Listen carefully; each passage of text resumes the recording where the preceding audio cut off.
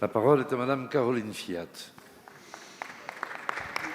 Il y a un peu plus d'un an, ici à l'Assemblée, tous les soirs à 20h, vous étiez là, fiers, à applaudir les soignants. Aujourd'hui, une fois encore, dans un silence assourdissant, les personnels hospitaliers sont en grève.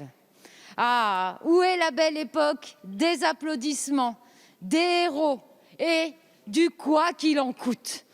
Monsieur le ministre, le 19 février dernier, je vous interpellais concernant vos actions pour appeler les soignants ayant quitté leur métier. Fait rare et inattendu, vous sembliez ce jour-là disposé à l'écoute et prompt à la promesse, et vous avez promis d'agir et de nous donner les chiffres. Alors, où sont les chiffres? Où sont tous les soignants qui devaient revenir? Le virus est en pause actuellement. Non, les services de réanimation ne désemplissent pas. Il nous reste à rattraper le retard dû aux déprogrammations. Jusqu'à 18 mois de suractivité sont nécessaires pour revenir à une situation qui n'était déjà pas brillante. Et comment comptez-vous faire pour gérer ce surplus considérable d'interventions? Avec qui? Avec quels moyens et dans quelles conditions? Partout dans notre pays, les démissions s'enchaînent, les absences pour cause de maladie sont le quotidien des services RH de nos structures de santé. Les délais pour une opération bénigne, il y a encore quelques mois devenue vitale aujourd'hui, s'allongent. Les soignants se mobilisent à nouveau et à nouveau, vous les méprisez. Alors, monsieur le ministre, où sont les chiffres? Pas ceux des fermetures qui continuent, pas ceux des réductions budgétaires programmées. Où sont les chiffres des vraies augmentations de salaire des soignants, des recrutements et enfin d'une reconstruction programmée de l'hôpital public pour que la santé soit enfin un bien commun? Madame la députée Caroline Fiat, sur les 4 000 lits à la demande que le Ségur s'était engagé à ouvrir, plus de 3 000 ont déjà été rouverts.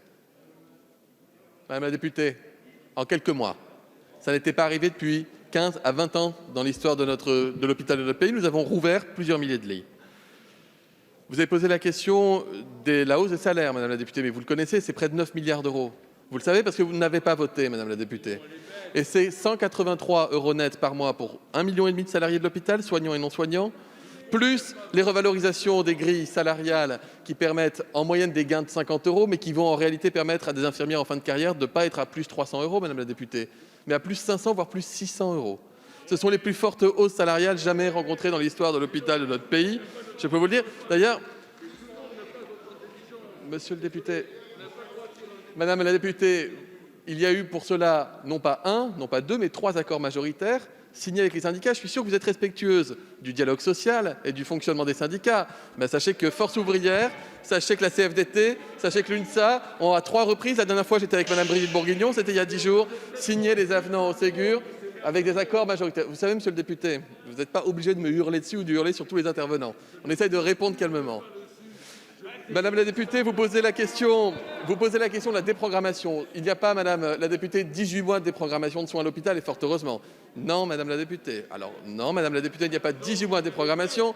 Nous avons eu, pendant la dernière vague, jusqu'à 60% de déprogrammation en moyenne sur une période de 6 à 7 semaines, ce qui va nécessiter effectivement des efforts de reprogrammation des soins avec priorisation, vous l'imaginez, la chirurgie de cancérologie, l'activité de greffe, toutes les activités de prise en charge des pathologies chroniques. Et donc, nous avons demandé aux soignants, et ils le font d'ores et déjà, de recommencer à prioriser, à reprendre tous les soins qui avaient été différés. Nous suivons ça avec énormément d'attention, Madame la députée, parce que c'est la santé des Français qui est en jeu et il ne s'agit pas là de politique. Monsieur le ministre. Madame Fiat. Tout fonctionne tellement bien, monsieur le ministre, que les démissions continuent. Bravo à vous.